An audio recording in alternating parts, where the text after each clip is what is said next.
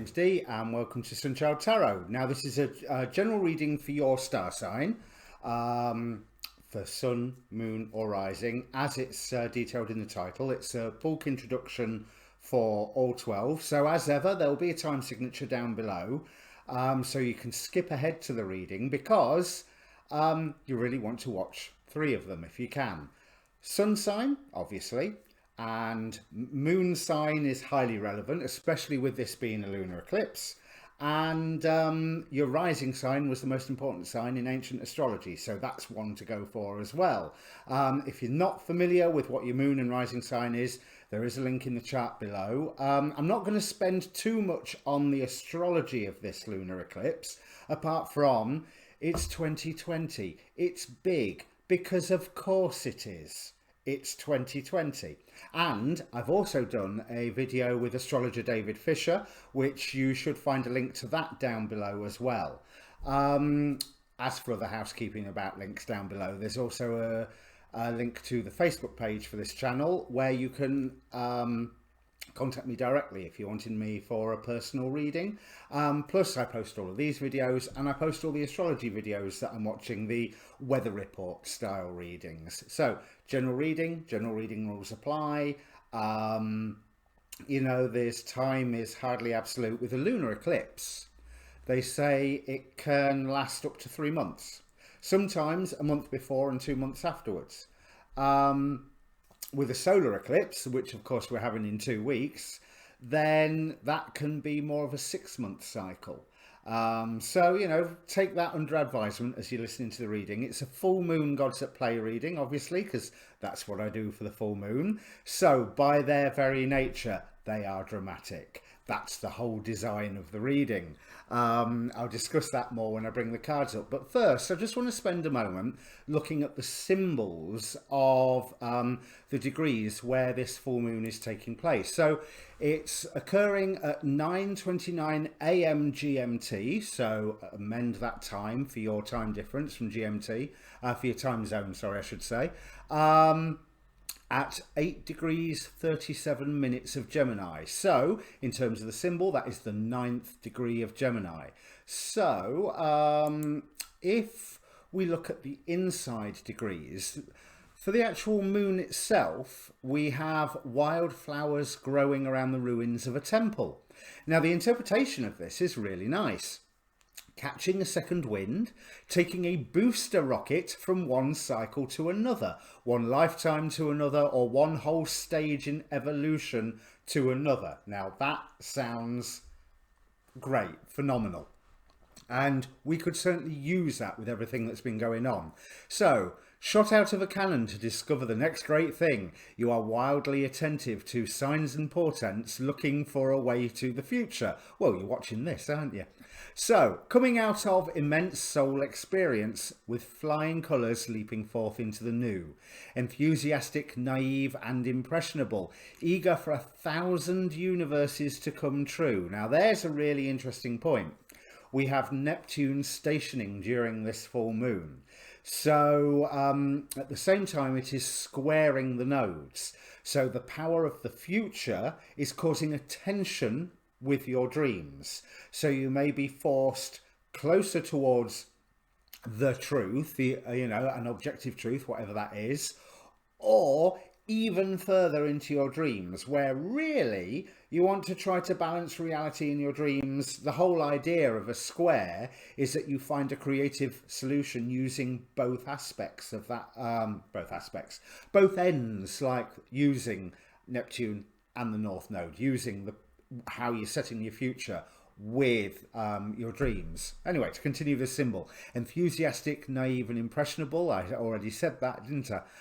You feel the ultimate springtime quality of fresh immediacy and wind-blown alacrity, just sensing all through body and soul, the possibilities, the openings, what wants to happen next. A destiny bearer, universal in spirit and in the right place at the right time for the remarkable synchronicities and huge turnarounds.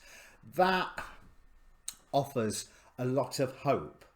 But then again, it could, with it being the eclipse, this is the That's the image of the degree that is being obscured, where the moon is going into this degree and then all light from the moon disappears. So that's the ideal use of this degree. But there's a double edge to that, that unless you're really making the effort, you won't get to use the power of that degree, because the moon obviously is eclipsed. But the good news is it's only a partial eclipse, so you do still get some light from the moon, so you do still get some of the energy from this degree. But what was interesting is the opposing degree, 8 degrees Sagittarius. I'll come back when I can learn to speak. Where the sun is shining and is casting its light, the light that is partially obscured by the shadow of the earth when it hits the moon. So we have, for inside degrees, a man with green skin. He is dressed with leaves. Playful, exuberant, spontaneous and elusive, you are restless under constraint, with all of civilization representing constraint. You're desperate to be free. When not held down, you have spectacular abilities and affinities, but when bound by time, you become abrasive and provoking. Temperamental in extreme ways, aching for free movement in a vast territory, drawn to every extreme that exists. Here we see again that power of Neptune being stationary. It actually turns stationary on the, well, becomes stationary, I should say, on the day of the full moon. The body and soul of one who can never be identified, tamed or narrowed. You are the one who knows how deep the earth is, surging with volatile currents, and these bear all hope and promise if they are followed with open arms. The one who shows everybody what life is like when it lets itself go and contagiously ripples, with permission and encouragement for each and all to come out and play and explore the far edges, and even perhaps over those edges into the greater wilderness, claiming the allegiance of those whose wildness is no passing whim, but the only viable way. So again, we've got that double edge. We've got that power of Neptune going on. Are you going to dive deeper into your echo chamber? Are you going to dream a better future? Are you going to be able to look at reality and make those dreams into reality and not just think that you're in those dreams? You know, there's all sorts of different levels here. This is very much a decision time. It's a preparatory time. We are coming up to the Great Conjunction, which, as I saw in one video going, well, it's only every 20 years, but it's part of a far larger cycle. The Saturn-Jupiter conjunction is the first time it's occurring in an air sign, and now for the next 200 years or so, it will be occurring in air signs. So we've got what's called a mutation, a great shift into air, a great shift into being more intellectual, more informed, and possibly a little less emotional, for good or for ill. You know, there's no one's going to say that there is anything wrong with emotions. They have their place. They are vital to how we function. But in the meantime, this is a house clearing time to sort out, hang on a minute, what am I wanting to achieve here, and what do I no longer need to achieve it? And that's definitely an empowered negative statement. What do I need to dispose of in order to achieve what I'm wanting to achieve? Now, this degree is ruled by, if I remember correctly, it's ruled by Rochelle, who is an angel all about restitution and finding lost objects. So again, there's the lost objects, not as the things that you're getting rid of, but the things that you are making space for. Now, opposing this, Yehuya, who I did not actually just draw the meaning up for. Let's see, Yehuya, where we got? So, Yehuya, now here's a good one. Revealing the dark side or subordination to higher order. Now, again, there's two ways. Considering we had that image all about rebellion and trying to find freedom, there's two ways you can see that higher order. Are we talking about a mundane higher order, a higher order that is existing here on the planet, or are we talking more to a more esoteric, spiritual submission to the higher order of the divine? And again, that choice is slowly being presented to us by each individual piece being brought up to our attention, each individual piece of our dreams, piece of our belief systems, piece of our day-to-day life, day-to-day practice being brought up to go, you know, do I really need this? And either answer is okay, but you have to ask the question. So either answer is like, no, I don't need this anymore.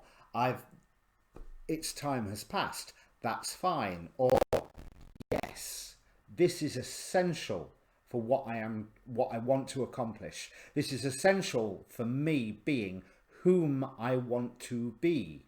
And it will enable us to love our own process more, if that makes sense. And the reason I say that is ruling the decan that this eclipse is occurring in on the moon side is the goetic spirit Ammon. Certainly in the day it is Ammon, and at night it is Sabnok. So here for the northern hemisphere, well, if it's daytime and Ammon is ruling it wherever it is, and if it's nighttime it's Sabnok. So looking at Ammon is a goetic spirit who can be very much about love. Can be used or can be appealed to in love magic that gives aid in divination. So Ammon's energies can certainly help us try and see the future with a little bit more clarity. And this is interesting. Ammon gives aid in divination and helps the sorcerer get in touch with her true will. So it's not just my vision for the future, my dream for the future under all that Neptunian influence. It's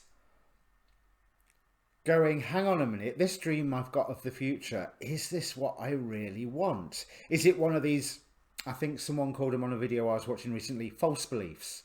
You know, because you get brought up to be told that you need to be a doctor or a lawyer, and if you're not those, then you're not good enough. Or that everybody needs the house and 2.5 kids and the car. Or, you know, all of these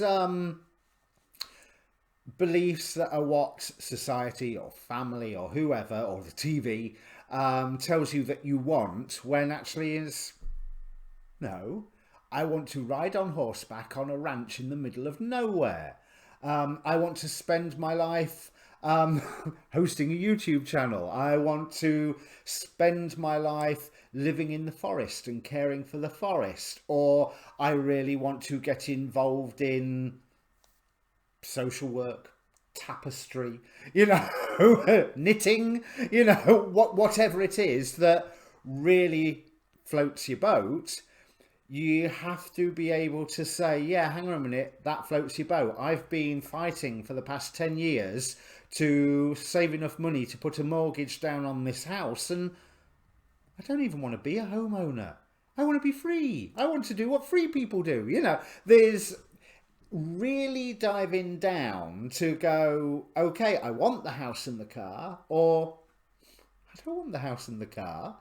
I want happiness. I want success in business. I want success in love. I want to make my friends' lives better, my clients' lives better. I want to paint things. You know, whatever it is that you want, just learning to be honest about what it is that you want and then going for it. Now, Sabnok, what have I got on Sabnok? Not a lot of information. Now, he builds high towers and castles and cities on the astral plane. So he's all about constructing. If you know anything about creative visualization, which is often covered nowadays under like law of attraction.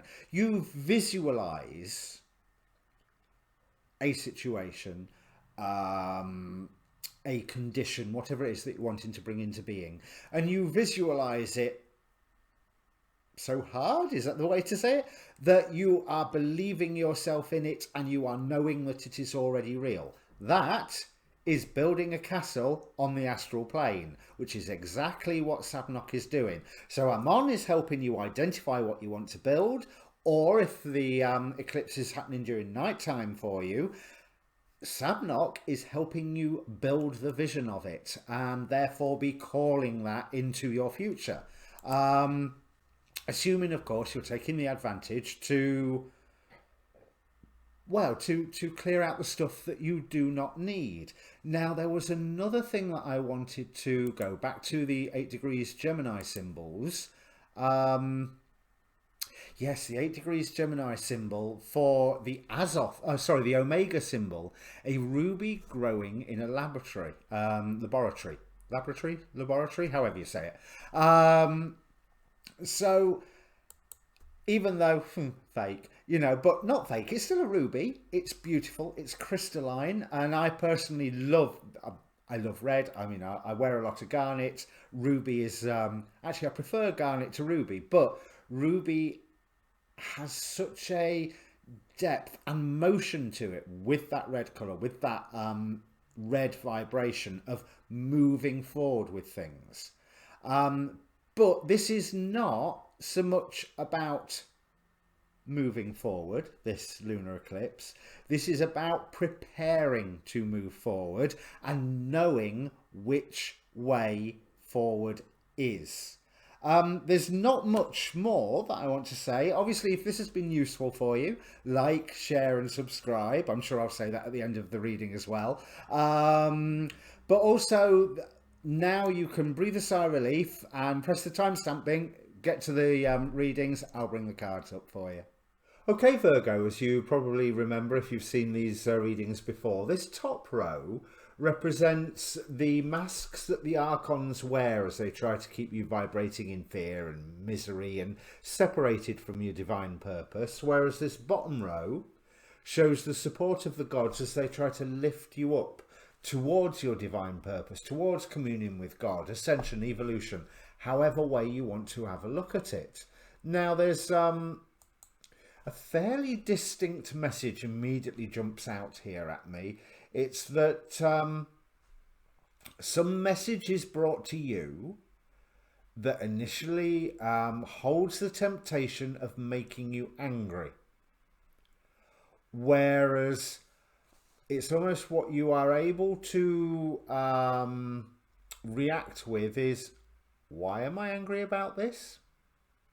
And to get rid of, this is very similar to the last reading that I just did for Leo, a slightly different angle, but we've got Sheila Nagig here again, different deck this time, talking about opening up gateways for yourself. Now, the archontic masks, or the gods that the archons are pretending to be here, we have the Green Man with abundance, Demeter with harvest, Boudica with limited, with unity, Gurbankhex with wrath, and Iris with messages. But bear in mind, all of those are, you can flip the, as in, it's going to be the more malefic side of all of those symbols. Whereas here at the bottom, we have Garuda with travel. Now, travel is not easy at the moment, but travel can be philosophically, emotionally. But the other thing I always get with Garuda is loyalty. Garuda is incredibly loyal, as he offered himself to be a steed to Indra for the rest of his natural life. And having drunk of the ambrosia, that was a long time that he was committing himself to. And there's that talk of commitment and that talk of extended time of commitment. Here with Penelope, who was the wife of Odysseus. He went off on his Odyssey, and she remained at home and had to fight off suitor after suitor after suitor while waiting for her beloved to return to her. So somewhere along the line there is you have the option of staying, and this is the good option. Okay, you have the option of staying true to a loyalty or an idea that you have held for a long, long time. But you also have the ability, the opportunity to clear away some of the accumulated nonsense that has hooked onto that idea. You have dedicated yourself to something quite some time ago. We've got Hahel here with mission. And the downside being Focalor with disregarding rules. So with mission here, this is something that you may have dedicated yourself to. It's a long-term commitment, and it's a long-term commitment that you need to keep. You do not allow it to be affected by the natural cycles that you see coming and going around you. If you are staying true to this idea, you will stay true to this idea. Your commitment to it will remain as eternal as the tides with Poseidon here. So yeah, the god's on your side. We have Garuda with travel, as I've mentioned, Sheila Nagig with gateways, Penelope with reunion, even if Penelope is not really a god. It's Papalotl, the Aztec goddess of here, representing purification. Now I'm going to read, because the Aztec religions are not something that I'm totally familiar with. So that is it. The obsidian butterfly. So even from that image, her title is the obsidian butterfly. Butterflies represent spirit to me, and obsidian, well, I've got some here. It's great for scrying. My little obsidian sphere as well, and for that matter a pendant that I'm wearing right now. So it's really about getting into here the reference is getting into your own underworld and seeing what has encrusted itself onto this idea of yours, this commitment of yours, like barnacles to the bottom of a ship, and getting rid of them with its papalotl representing the opportunity to say, yeah, I don't need that anymore. Especially since, as I say, Iris is bringing in some message that is tempted to make you angry. And there's, I get it. There is this message which is designed to make you angry and therefore throw you off the path of your commitment to whatever it is, and is almost a temptation to go along with the crowd, go along with the masses, go along with the mob, on the inspiration of whatever this message is here. So if you find yourself, especially in a public forum, if you find yourself being told something and getting all very, how dare they, we need to put a stop to this, I will join your cause and help you fight this. Nah, be careful. I mean, it may be the right thing to do from one way of looking at it. However, it holds a trap which you, with Poseidon with Earthshaker here, you are invited to break free of.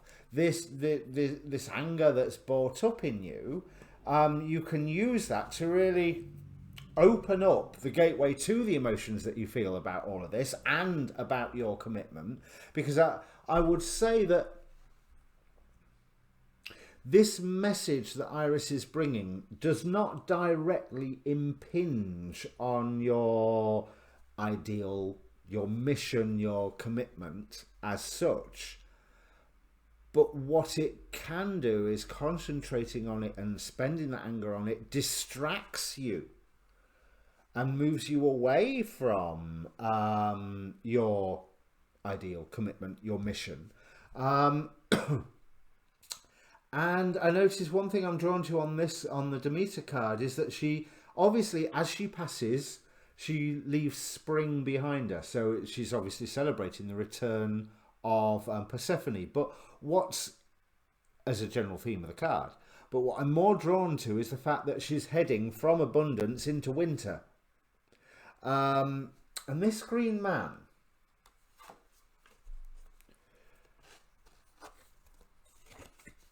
acting on this anger based on this message that is brought to you, implies that you will stand to benefit from getting involved in this issue, this fight.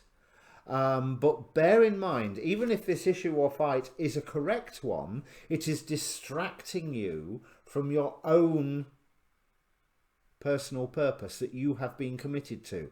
And I want to say that that is the more important one of the two. However societally relevant this this anger and this going along with the crowd, the mob, appears to be,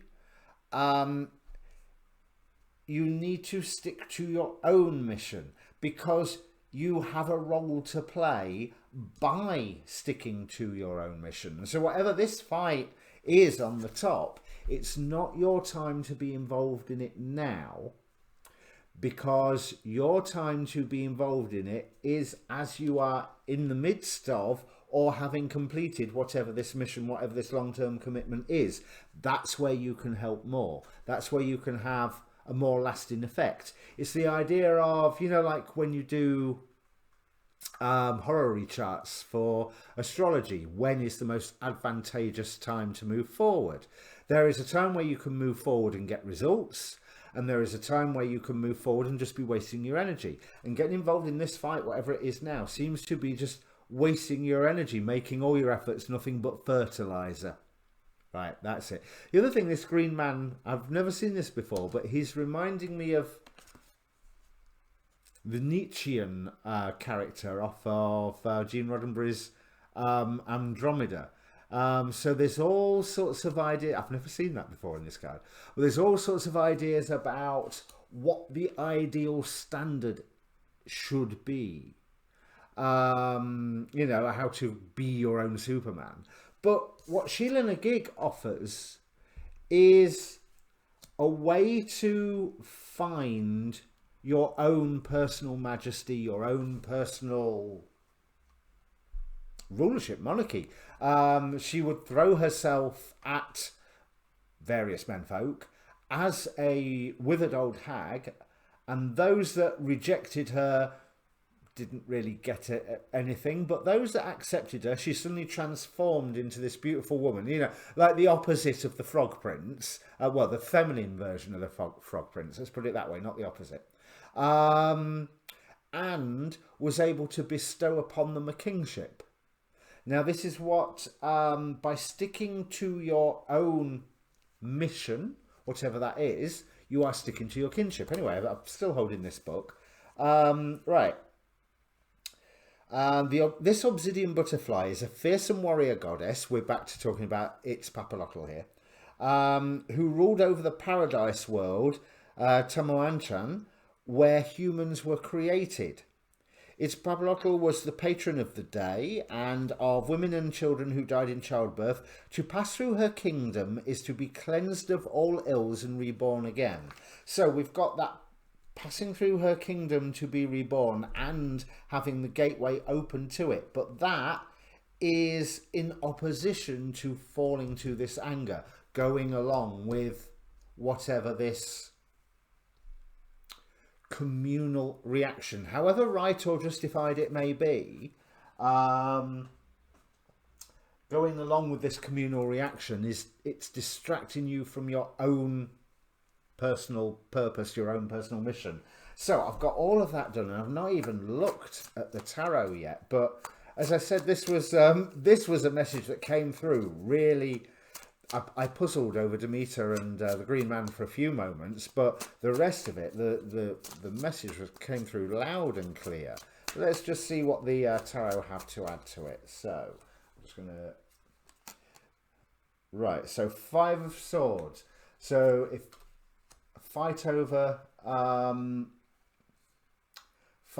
resources as well. This message that makes you go, this is wrong, we are angry about this. Somewhere along the lines, it's a fight over resources, it's a fight over what is available. But you have to be careful about how you use your power in that situation, because you can very easily be tricked. There's the Magician there. So we have the Ace of Swords. So yes, it's all too obvious that you should be going along with the crowd. Because if you are reacting to that anger is not necessarily bringing balance to the situation. And to be honest, to react against it now, whatever this thing is, without being in the position of committing to your own mission and completing aspects of it, and like I say, getting rid of the barnacles that have emotionally attached themselves to it, you're taking a chance that might not pay off. Look, sticking true to the idea opens the world up for you. Sticking true to your idea, there's some form of change that you have to make, that you are invited to make by not falling for this anger. It's but by you going, no, hang on a minute, I've been committed to this idea for how long? Time I did it, or time I took the next step. Because I'm not saying that you haven't started it. More than likely, with the look of Garuda and Penelope, especially Penelope here, you have started it. At least in your mind and heart, you have started it. And there is, with Poseidon as an earth shaker, clarified by 10 of Swords, putting an end to torment. Yeah, get yourself out of this top situation and dedicate yourself to this loyalty, this idea, this mission that you've been having. So we have the Devil card with Sheila and the Gig. You are able to build a new structure, but it is the Devil card. I'll clarify in a moment. But Knight of Swords for purification, that indicates with its papillotal, that indicates again that surging forward with the purification, with the getting rid of the emotional barnacles. I mean, say this is a mission of yours, this idea that you've been loyal to for a long time, that you haven't necessarily started. It's one of those things that one of these days I will. But in the meantime, because you've set this plan in your head, all this, can I do it? Have I got the skills? Am I in the right position? Am I the right person to do this? Do I have the right to do this? Do I, you know, all of these questions and doubts and insecurities can affix themselves to this mission of yours. But ignore them, get rid of them, because I'm not even sure it's the achieving of your mission that's important. It's the setting off on it, the performing of your mission that's important. 6 of Swords on the end. Yes, by staying true to that commitment that you've made to this mission, you are ending up in a better place. But what I'm getting from this Devil card is more the Capricorn energies, the building of structure, or the opening up with Sheila and a Gig to a new structure, one that maybe you've been building in your mind for a while. You just weren't aware that it's actually has more materiality than what you think it does. Let's see what the Demon Possessed Tarot, because this is the last card that I'll need to pull here. Okay, so again, 10 of Swords with Malphas. Now, so it is a putting an end to something, this gateway, but obviously any gateway to something new is putting an end to something old. Malphas builds houses and high towers, destroys an enemy's thoughts and desires and all they have built, gives good familiars. Now, your enemy here is the being swept away by some form of communal anger onto another cause that is distracting you from the cause that you are you've already committed to. So yeah, that's backing up, especially since Poseidon as Earthshaker with the Ten of Swords, the sudden decision to go, no, it's time that I knuckle down. That's what I'll call time to knuckle down. Right. It's time to knuckle down onto what I've been planning for so long, what's been in my heart for so long, which will take you to this better place. And it is putting an end to something else, as long as you do not get swept up in this group anger. Whatever that is, whatever it may be false, it may be true, it might be an anger that it's worth being angry about. It doesn't matter. You have got your own job to do here and not get swept up in that. Okay, so if that means anything to you, Virgo, comment down below. I'll be fascinated to hear about this one, I tell you. There will be more readings out soon. See you soon.